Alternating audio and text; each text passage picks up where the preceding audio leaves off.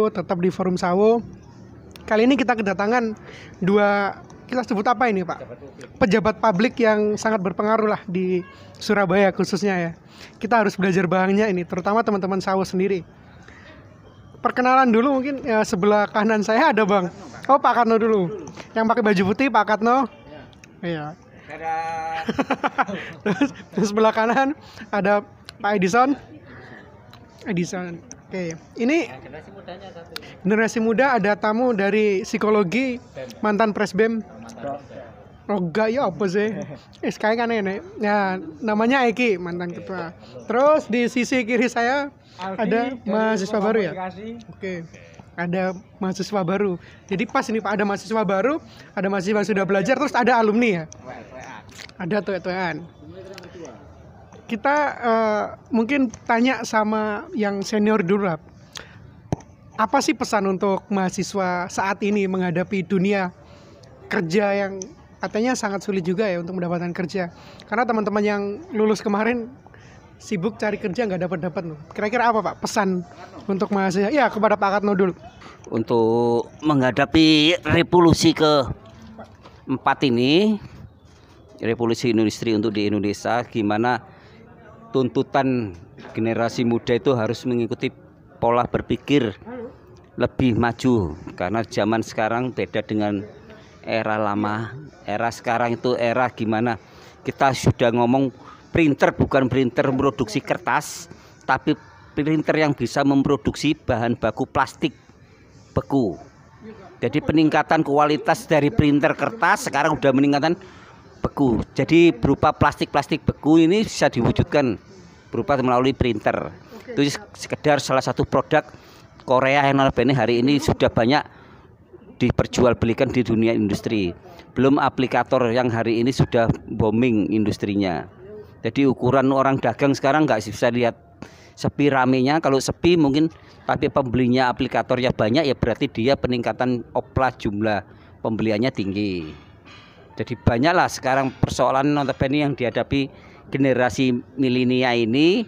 Mau nggak mau dia harus bertarung dengan kompetisi 2025 pasar bebas besok. Sejauh mana kesiapan mentalitas, jauh cendekiawan akademika masing-masing perguruan tinggi itu menghasilkan kader-kader tangguh gitu dalam dunia kewirausahaan, dalam dunia untuk entrepreneur. Jadi mungkin ya itu harapan kita supaya adik-adik muda ini sanggup bertarung dan punya jiwa sebagai petarung. Terima kasih. Jadi pesan yang sangat bagus ya untuk teman-teman mahasiswa. Kita harus memiliki mental petarung yang kuat seperti baja lah. Yang saya mau tanyakan lagi ke Pak Edison ini, kira-kira soft skill seperti apa sih selain tadi yang berkaitan dengan mental?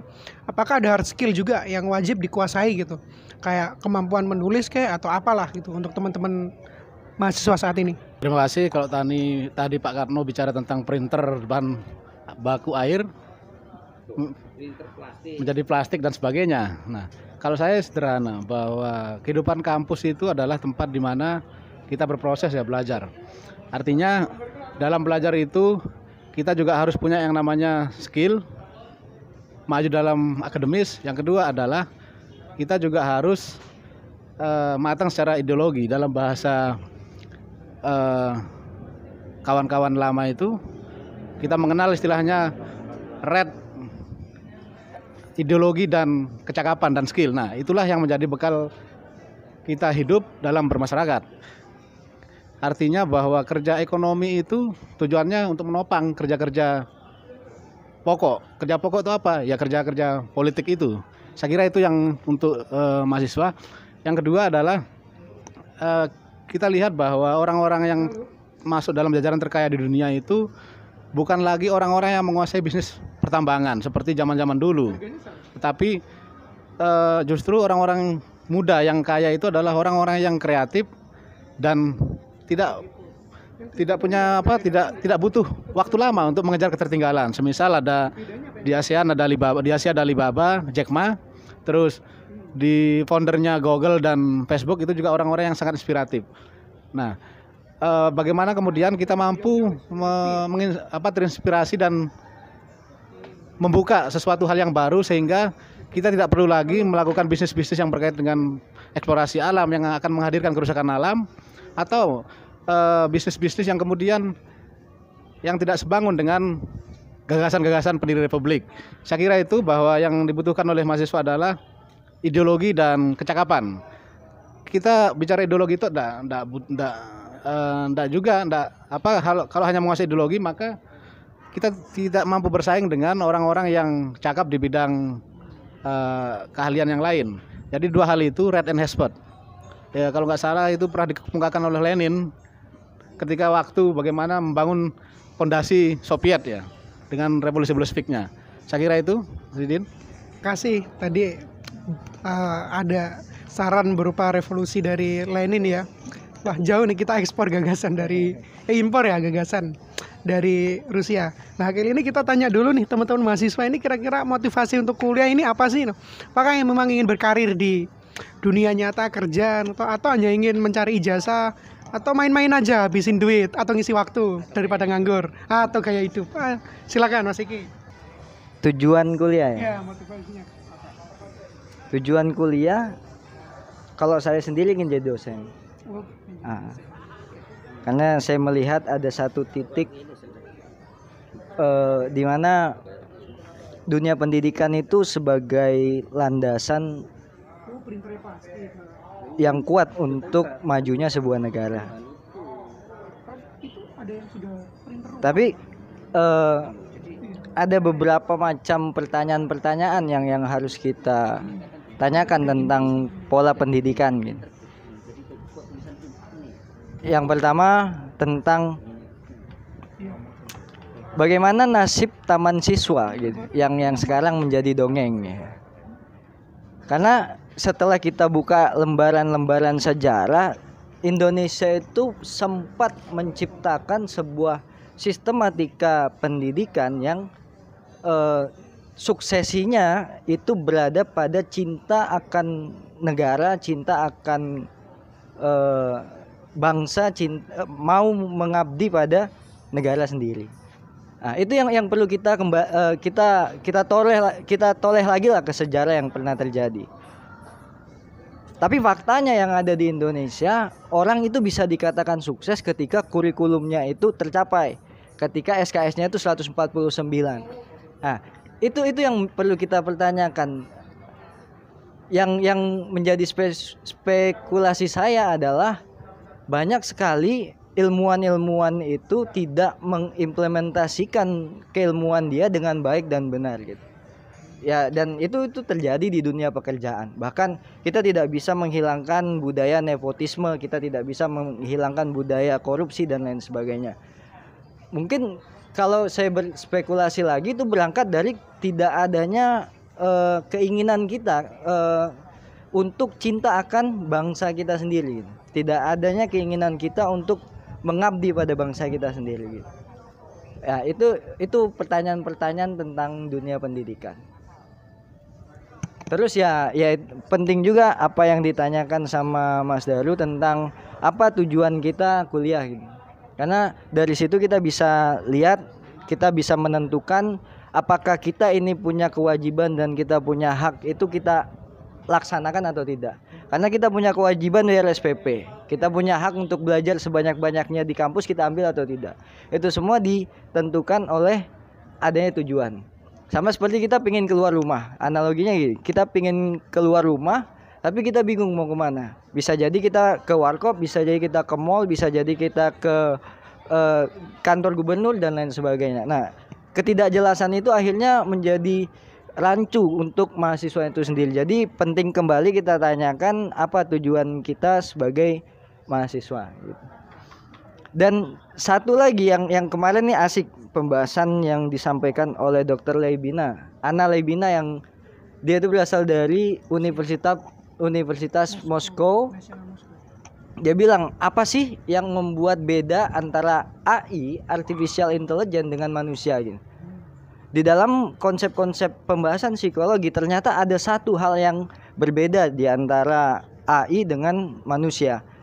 AI itu tidak bisa menciptakan goal, tujuan.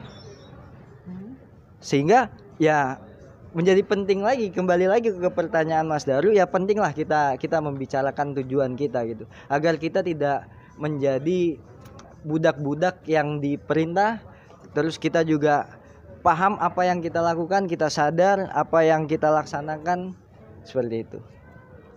Itu aja mungkin. Mas psikologi malah. Jadi penting ya tujuan kita untuk kuliah harus diperjelas dong. Kalau emang main-main ya udah dong, nggak usah serius-serius kuliah. Karena hidup cuma sekali. Nah, ini kita mau bergeser ke sebelah ini mumpung ada maba. Sudah kerja, sudah merasakan pahit manisnya dunia kenyataan, sekarang masuk ke kolam renang. Ya, gimana? Apa sih motivasinya? Terus kesan dan pesannya ketika apakah ada perbedaan ketika di dunia kerja, di dunia nyata dengan dunia kampus? Meskipun baru kuliah 2 hari ya. Tujuan saya kuliah itu cuma apa ya? Kalau kerja itu mau kerja apa coba? Kerja juga berat. Saya juga pernah Pak, kerja kuli bangunan pernah. Waktu baru lulus sekolah itu berat kayaknya, capek, panas. Saya pengen kuliah karena apa? Saya pengen membanggakan orang tua saya, karena orang tua saya juga menuntut ingin saya dikuliahkan itu kan. Daripada saya kerja berat, kerja lulusan SMK itu kayaknya gimana gitu zaman sekarang. Ya udah. Oke.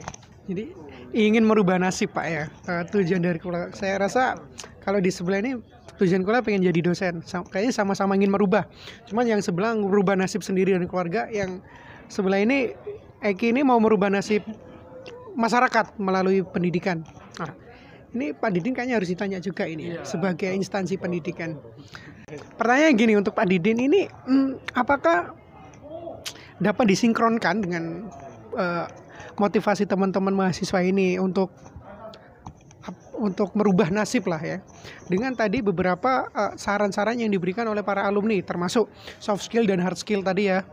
Apakah itu bisa jadi jaminan kalau kita menguasai itu, kita dapat hidup layak di Indonesia? Untuk menjawab itu semua, saya tertarik dengan pendapatnya Mas Aldi ini.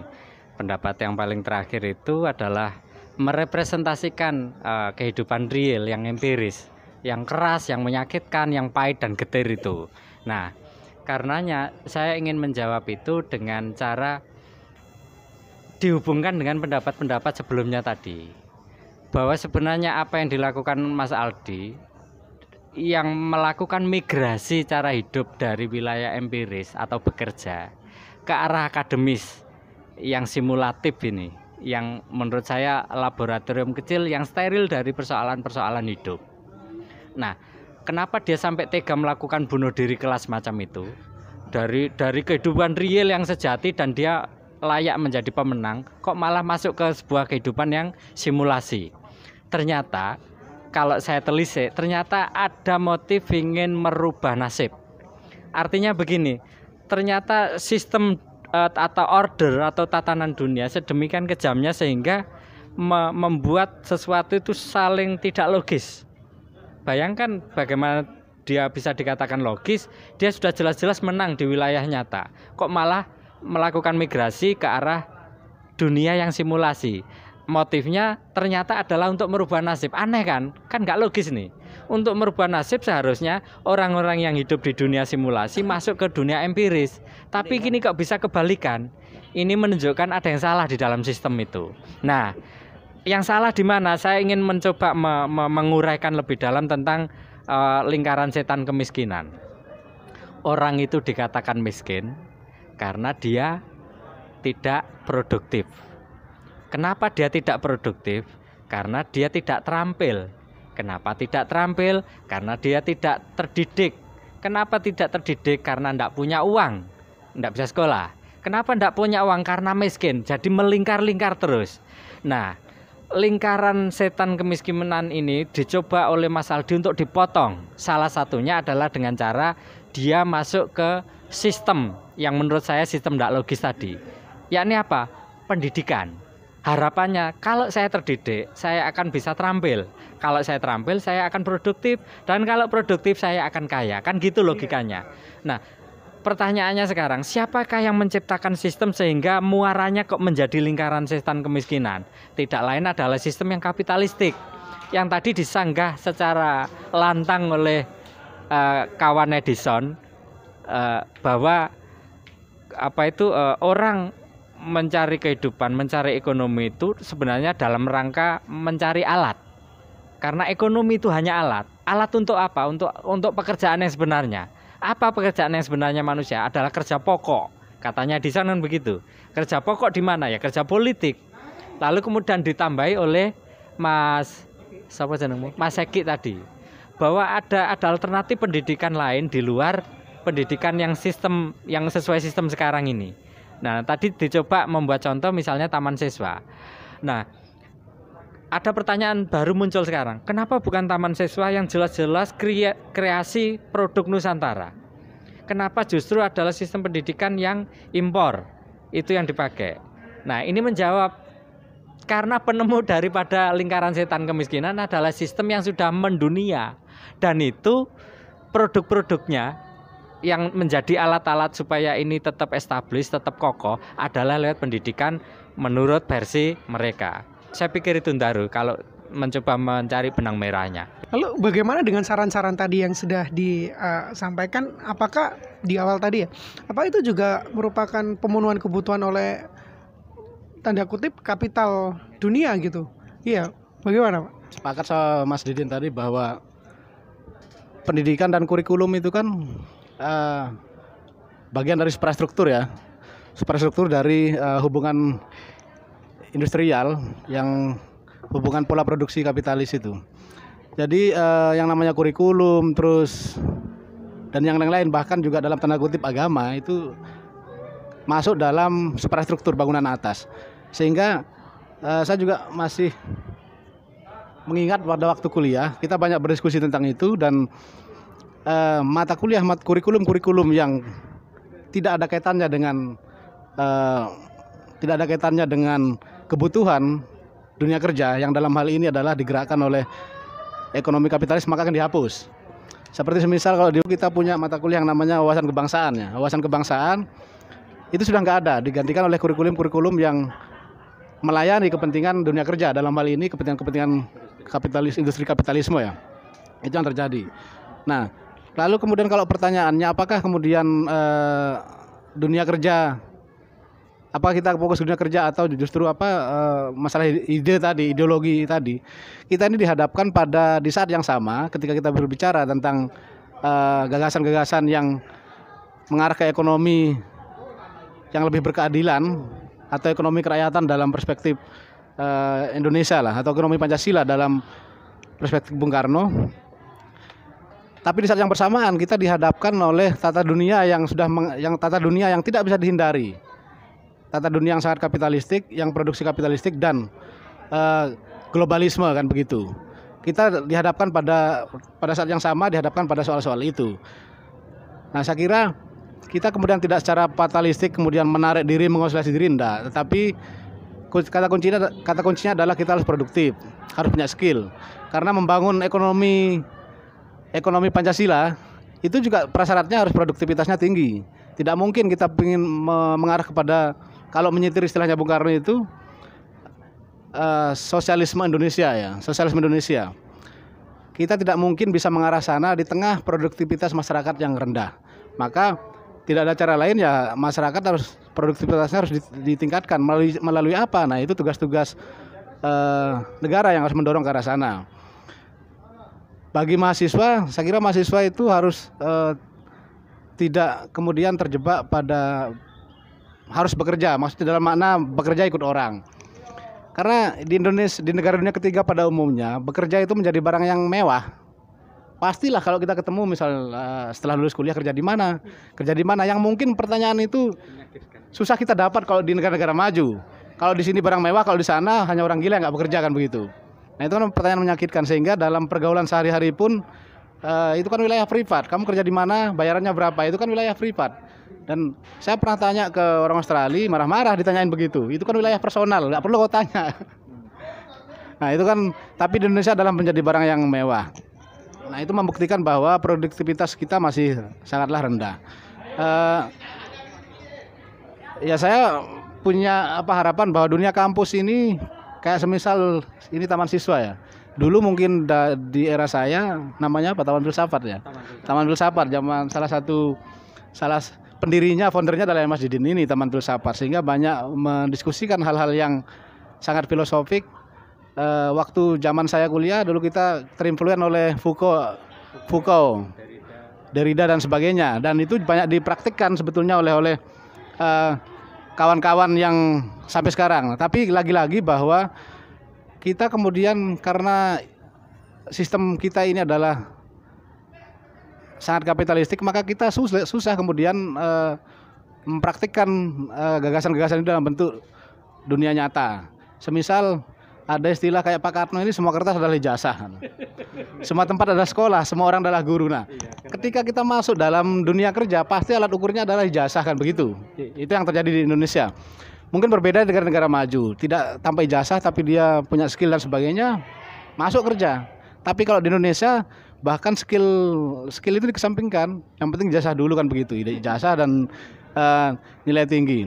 Nah, kalau bagi saya juga setelah tidak pernah punya cita-cita misalnya bekerja di lulus kuliah, ngelamar dan sebagainya, tidak pernah punya cita-cita seperti itu. Kalau sebisa mungkin bagaimana ya bekerja sendiri, kan begitu, menjadi tuan atas nasibnya sendiri. Itu prinsip saya, meskipun rentang waktunya kan agak lama sehingga menemukan rel ekonomi itu agak lama, tapi ada kepuasan tersendiri lah bekerja sendiri.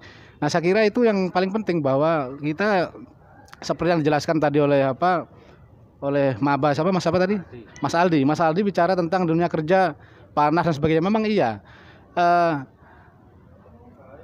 Saya kalau pulang itu tiap hari lewat Bambe, lewat Mas Trip. Tiap hari ada pemogokan di situ, kan, pemogokan kelas pekerja, working class itu, mogok dan sebagainya. Nah, itulah gambaran tentang bagaimana kejamnya tata dunia yang dikelola secara kapitalistik ini.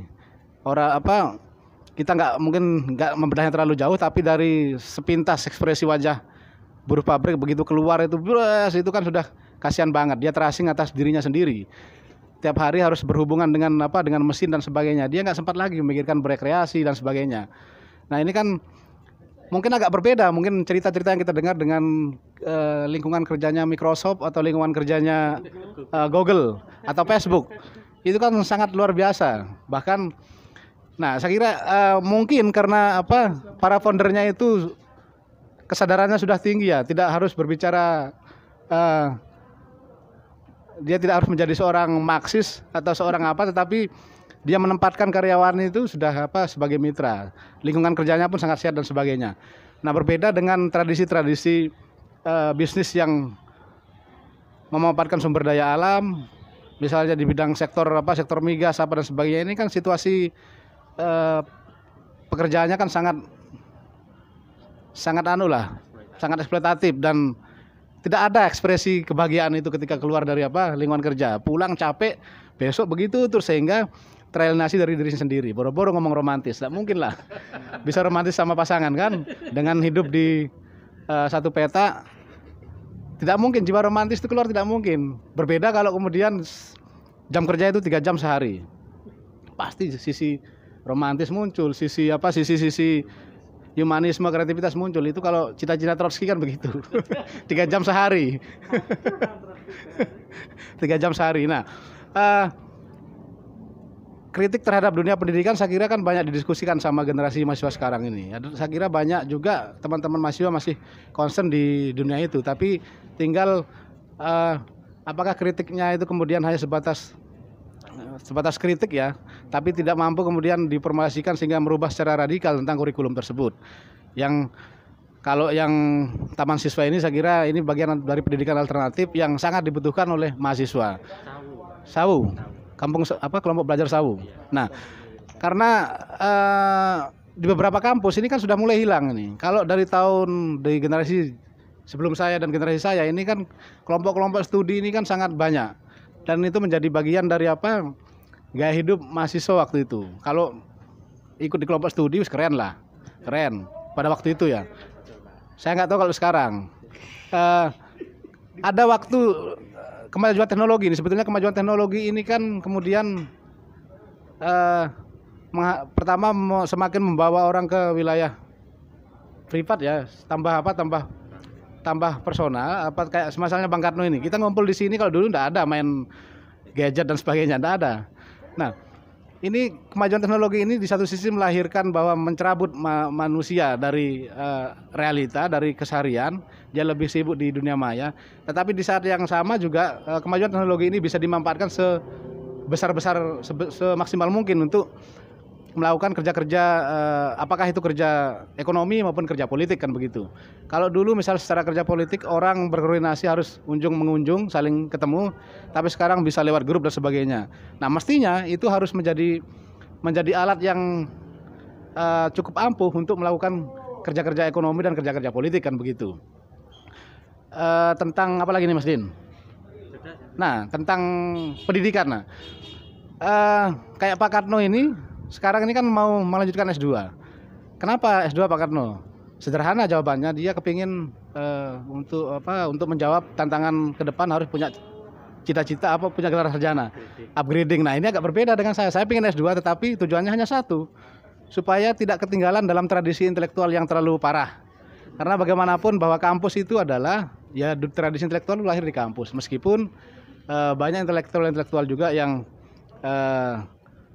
tidak punya ijazah tapi beraktivitasnya di kampus. Nah, tetapi bagaimanapun juga karena sistem pendidikan kita hanya mengenal ijazah formal, maka satu-satunya jalan ya harus menempuh studi formal. Kalau kita misal semua kertas adalah ijazah, ya agak susah juga, kecuali memang kita sudah punya resources untuk mengelola jadi pengusaha besar, ya nggak perlu kuliah. Nah, saya ingin mengatakan bahwa sebetulnya ada juga kuliah itu tujuannya untuk mencari pekerjaan. Ya, itu betul seperti yang dijelaskan Mas Didin. Tetapi juga tidak serta-merta seperti itu. Kalau kita kenal banyak tokoh Madura, kalau hanya pengen kaya ngapain kuliah, kan begitu. Ada Kaji Sukri, pengusaha besi tua, ada yang kuliah nggak bisa baca, tapi dia kaya kalau sekedar kaya. Tetapi kuliah itu saya kira tujuannya pertama untuk membangun tradisi intelektual, yang kedua adalah ya juga untuk pintu masuk untuk memperoleh kehidupan yang lebih layak. Tetapi tidak semata-mata untuk menjadi pintu masuk untuk mendapatkan sebuah kehidupan yang layak. Nah, saya kira dua ini yang bisa untuk kuliah, tetapi tinggal kita mau milih yang mana. Dua-duanya itu malah bagus. Kayak Mas Didin ini pengusaha sukses di Pasar Turi, juga sebagai dosen sekarang di Untak begitu. Saya berharap orang-orang seperti Mas Didin ini dalam waktu 5 tahun ke depan ini sudah tampil sebagai pimpinan legal di kampus. Dalam hal ini rektor lah. Amin. Saya kira amin. Ini harus kita dorong bersama ini Mas Didin ini. Iku Mas Didin.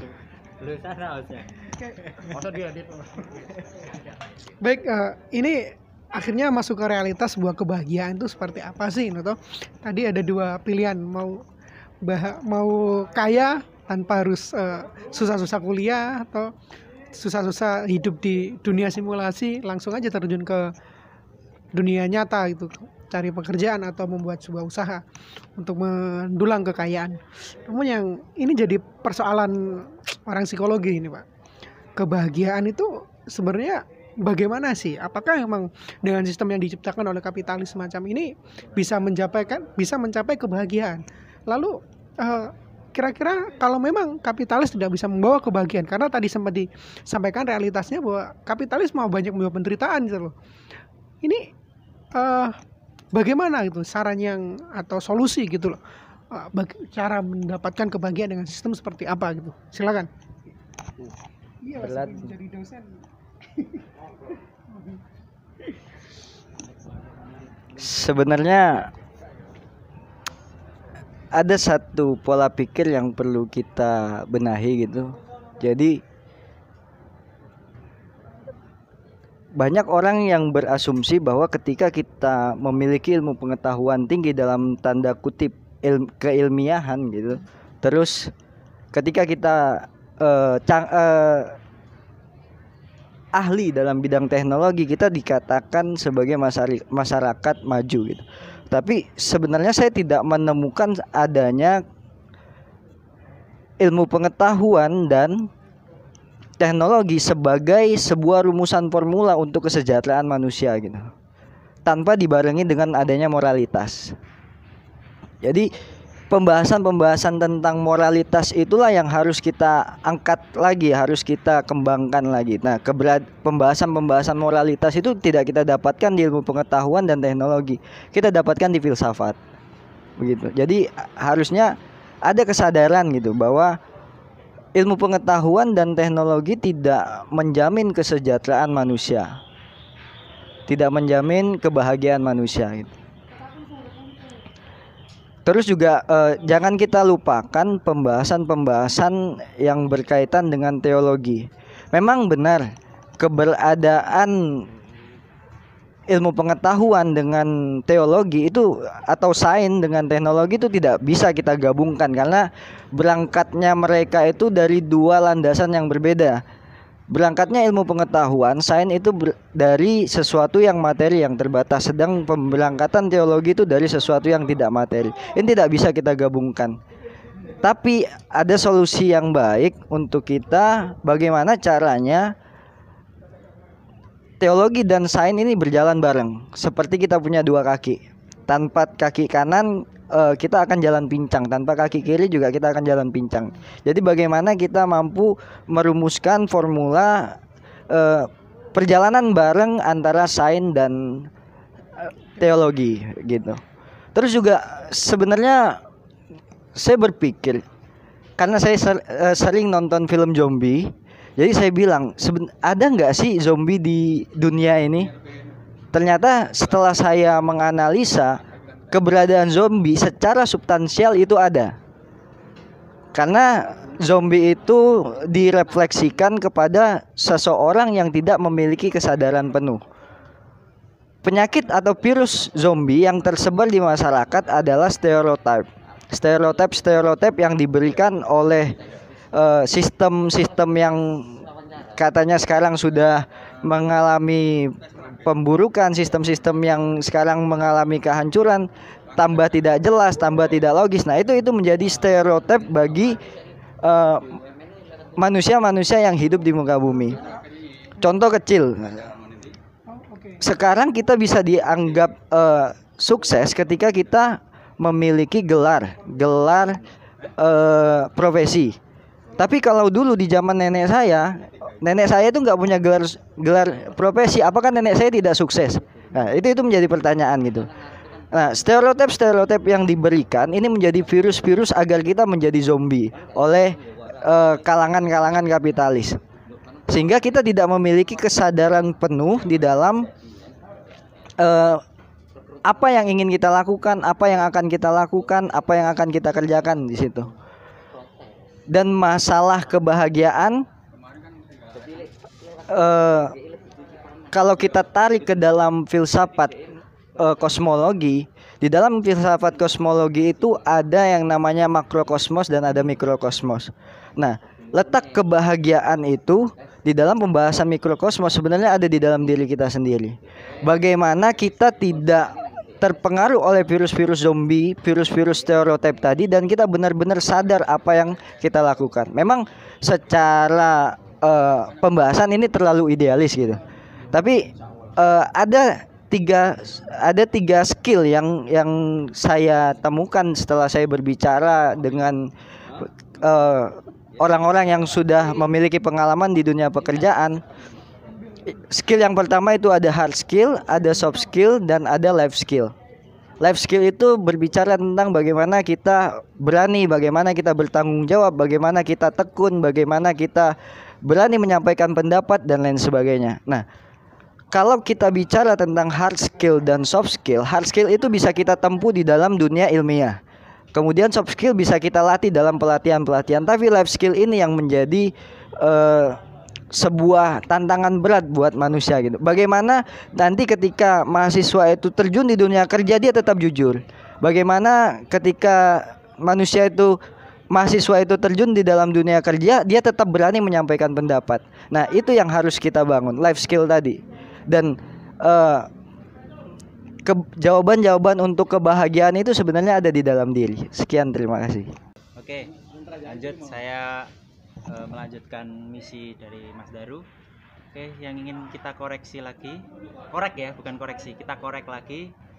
Mungkin pandangan yang bisa dijelaskan oleh Pak Katno, karena tadi ada dua sudut pandang yang memang cenderung agak berbeda ya. Yang satu kan agak berbau-bau itu ya, new life itu kan. Yang satu agak berbau-bau. Ini kompleks ini, agak apa ya? Komprehensif ya, agak semua. Jadi, agak seimbang. Jadi karena ingin mencari sesuatu, tadi juga tatarannya pertanyaan juga sangat ideal, soalnya pertanyaan dari Mas Daru, konsep kebahagiaan itu kan tinggi banget itu. Nah, akhirnya kan harus terpaksa ya meminjam istilah-istilah yang universal dan sangat luas cakupannya. Nah, kita ingin ke Mas Katno yang mungkin bisa mengawinkan keduanya nih ya, monggo. Pertanyaannya kalau kebahagiaan, ukurannya kebahagiaan, ngomong tingkat ya orang kecil ya tersanding kopi, ada pisang goreng di warung kopi, kaki metingkrang, sudah kebahagiaan. Ukuran kebahagiaannya ini saya bingung juga. Kebahagiaannya model gimana? Hidup itu harus dinamain bahagia kan, pikiran merdeka, lepas.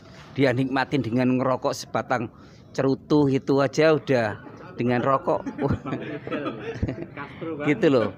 Jadi bisa dilihat nilai kebahagiaan itu kan beda-beda ya. Sama dengan tadi Mas Edison, orientasi kita soft skill maupun yang diarahin sosok ya teman-teman muda ini arahnya gimana. Kalau arahan saya tadi yang saya sampaikan, kalau orientasinya cuma sekedar kaya raya, jadilah pengusaha, mesti kaya raya. Tapi kalau orangnya pelit, ya nggak mungkin bunyi kayanya. Dia harus banyak beramal. Supaya apa? Kayaknya dianggap sosok yang dermawan, ya, sosok yang notabene welas asih, ya, itu. Kalau saran saya seperti adik yang tadi yang baru mahasiswa baru, dia ingin kuliah, saya anggap itu nilai positif. Dia ngambil suatu jalur, ingin cara pandang berpikir beda dengan SMA, SMK, di mana dia harus merasakan. Memang ada perbedaan antara lulusan SMA, SMK dengan kuliah. Kuliah lebih terstruktur dengan gaya berpikir dia lebih runtut. Nah, itu harapan tingkat intelijensinya kelihatan di situ. Yang notabene pernah makan bangku kuliah katanya, padahal nggak pernah ngerasain makan bangku, gitu. Karena bangkunya sekarang bangku besi semua, nggak mungkin dikerikiti, gitu loh. Jadi persoalannya ini ya, repot juga. Jadi harapan saya, nah, peningkatan memang hari ini kehidupan itu kan keras. Jadi harus jiwa petarung harus ada.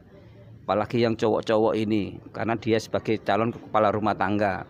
Konteksnya dia harus banyak bangun jaringan, banyak kawan, gitu loh. Dan doa dan dzikir, terutama restu orang tua. Jangan lupa untuk setiap melangkah, karena di situ langkah kita untuk jadi orang, kita bukan siapa-siapa di Republik ini. Anda punya cita-cita tinggi, dari mana untuk meraih cita-cita tinggi? Nah, ibaratnya contoh, lulusan SMK ini anaknya kumlot, tinggi, mampu. Tapi tahun-tahun ini susah, karena persoalannya biaya masuk untuk perguruan tinggi negeri itu mahal juga. Jadi ingin cita-cita dokter tapi posisi finansial nggak ada, akhirnya cita-citanya terbengkalai. Nah, tinggal semangatnya anak ini kalau dia ingin meneruskan di swasta dengan ngambil, karena garis tangan itu kan menentukan. Nah, nasib dirubah oleh dia sendiri. Nah, mungkin ada di depan itu, di depan Masjid Untak namanya Cak Takrib, punya anak sekarang lulusan sarjana ITS, bahkan kerja di BUMN PP, Perumahan Persero. Di situ kita bisa lihat sekarang sudah orang tuanya suruh berhenti, nah, ngerasakan nikmatnya bimbingan mendidik anak yang telah sukses. Nah, pengertian sukses dibelah lagi nanti. Pengertian sukses ya inilah peningkatan taraf hidup namanya. Nah, jadi ketika orang tuanya tani, ya taninya gimana? Buruh tani. Sekarang jadi pemilik lahan. Nah, itulah namanya peningkatan hidup sebagai pemegang modal. Itu. Jadi harapannya ke depan jangan takut dengan perubahan zaman tetap bergerak. Sebagai generasi muda harus melakukan pergerakan sebagai pejuang dalam memperjuangkan nasibnya, agar kehidupan ini bisa meningkatkan taraf hidup di level lebih tinggi daripada orang tua. Karena cita-cita di sana itu ya kompetisi, kita tahu tiap alumni perguruan tinggi sarjana itu banyak. Tinggal kita petarung apa enggak dalam konteks pertarungan itu. Jadi jangan takut ketika lamaran sampai 50 enggak dipanggil, cari peluang yang lain. Saya kebetulan merintis dengan jalur sosial politik. Saya menganggap saya bukan siapa-siapa di Republik ini, saya harus bertarung dan mempunyai jiwa bertarung untuk merebut kekuasaan. Adanya kenapa saya memilih sosial politik, karena di ruang itulah, karena nggak ada modal, akses resources kekuasaan saya raih di kekuasaan dengan jalur politik. Itu aja. Mungkin ya orang miskin ya kalau ingin ngambil jalur ya salah satu yang saya tempuh seperti ini lebih mudah. Kalau jalur politik yang didapat itu semua diraih. Ya tadi ngomong pengen seperti tadi ingin kaya raya, di politik diraih kekuasaan otomatis populer pasti dihargai orang, iya. Beda dengan yang tadi mental ingin kaya raya jadi pengusaha aja. Nah itulah pilihan hidup, mau jadi pengusaha tapi asal kaya raya jangan pelit. Jadi nggak bunyi kayanya nanti. Nah itu. Terima kasih. Lanjut Pak. Closing aja Pak. Oke, sekian diskusi kita kali ini. Terima kasih atas kehadiran bapak-bapak yang sudah menyempatkan waktu untuk berbagi pengalaman dengan mahasiswa Untak, terutama. Oh iya, alumni Untak ya semuanya, kecuali Pak Lukman. Malah mbahnya Untak. Iya, mbahnya Untak ini. Oke, kesimpulan terserah penonton mau ngambil seperti apa. Itu tadi berbagai ulasan bincangan kita pada sore kali ini. Kurang lebihnya mohon maaf. Assalamualaikum warahmatullahi wabarakatuh. Waalaikumsalam Muhammad.